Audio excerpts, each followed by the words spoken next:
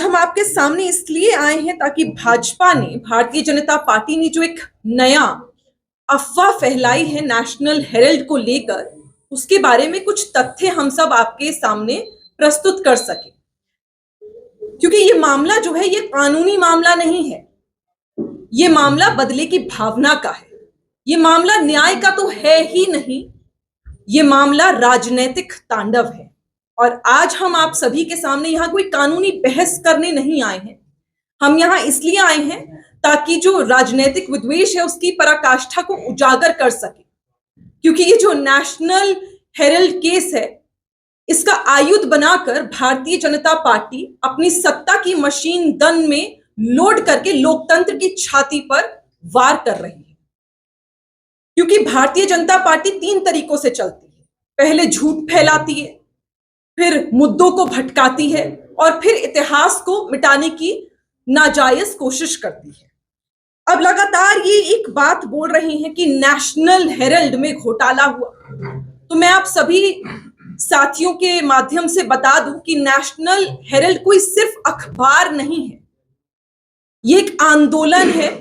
ये वो आंदोलन है जिसने हमारी आजादी को स्याही देने का काम करा है।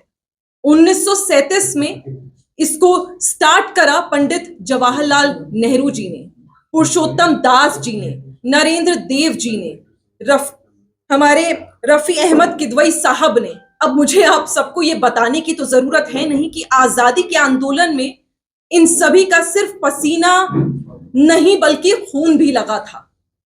हमारी कांग्रेस पार्टी लगातार उस आंदोलन से लड़ती आ रही है, उस आंदोलन के समय से लड़ती आ रही है।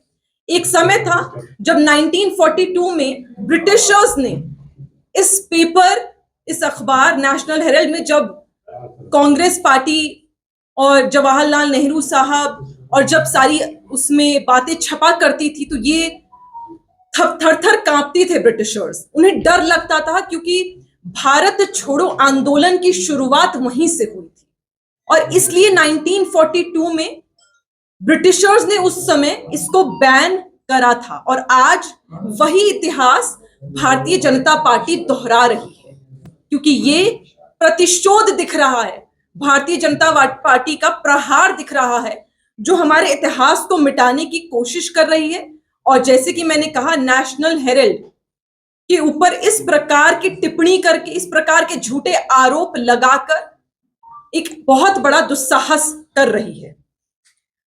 अब मुझे, क्योंकि यहां पर इन्होंने हास्य का विषय, और मैं हंस इसलिए रही हूं क्योंकि इन्होंने बड़ी बड़ी बातें करी, मनी लॉन्ड्रिंग जैसा बड़ा आरोप लगाया नेशनल हेराल्ड पे। अब मनी लॉन्ड्रिंग में जानना चाहती हूं, जहां 1 रुपए का लेन देन नहीं हुआ, जहां ब्लैक मनी इन्वॉल्व नहीं है, जहां पर कोई भी घोटाला नहीं हुआ, कोई निजी फायदा नहीं हुआ, वहां आप इसको कैसे मनी लॉन्ड्रिंग का, हवाला भी नहीं हुआ, वहां आप कैसे इसको मनी लॉन्ड्रिंग का नाम दे सकते हैं? या तो हम ये मान लेते हैं कि भारतीय जनता पार्टी ने मनी लॉन्ड्रिंग की परिभाषा ही बदल दी है। क्योंकि अगर हम नेशनल हेराल्ड की बात करें तो 2002 से 2011 तक कांग्रेस पार्टी ने 100 किश्तों में 90 करोड़ रुपए एजीएल कंपनी को इसलिए दिए। और आप कनेक्ट करेंगे क्योंकि यहां पर हमारे सारे प्रेस के भाई बंधु बैठे हुए हैं, साथी बैठे हुए हैं। तो क्योंकि एजीएल एक वो कंपनी थी जिसमें कोई प्रॉफिट नहीं था, वो सिर्फ हमारे आंदोलन के लिए, लोगों तक खबरें पहुंचाने के लिए लड़ रहा था, अखबार में खबरें छाप रहा था जो एकदम सत्य हैं।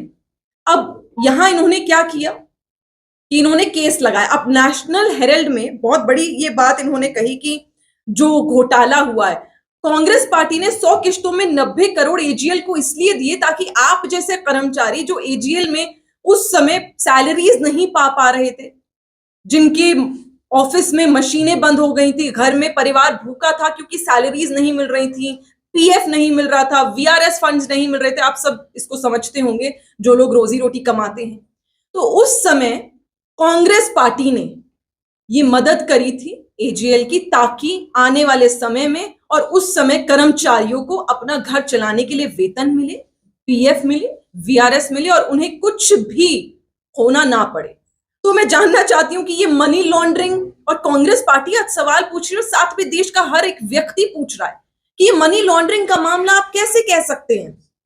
क्योंकि यहां पर जो पेमेंट्स करी थी कांग्रेस पार्टी ने, वो तो चेक के माध्यम से करी थी। ऐसा तो कुछ है नहीं कि अलग से चुपके से करी थी। सब कुछ सार्वजनिक है, सब आपके सामने है। तो इस तरह की ओछी राजनीति भारतीय जनता पार्टी लगातार करती आई है।